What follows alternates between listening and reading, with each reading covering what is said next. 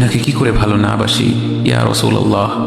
যখন আপনি আমাকে ভালোবেসেছেন সেই 1400 বছর আগে, যখন আপনি আমাকে মিস করতেন, আশা করতেন যেন আমার সাথে দেখা করতে পারেন, অথচ তখনও আমি জন্মই হইনি। সেদিন সাহাবীরা আপনার চোখে পানি দেখে বলল, ইয়া রাসূলুল্লাহ, আপনি কাঁদছেন কেন? আপনি বললেন, আমার ভাইদের খুব দেখতে ইচ্ছা করছে। সাহাবীরা বললেন, আমরা কি আপনার ভাই নই ইয়া রাসূলুল্লাহ? আপনি বললেন, না, তোমরা আমার সাহাবী।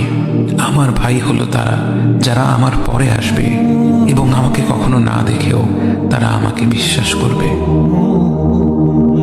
মৃত্যু শয্যায় শুয়ে আপনার অন্তরে এই চিন্তা ছিল যে আমাদের পরিণতি কি হবে।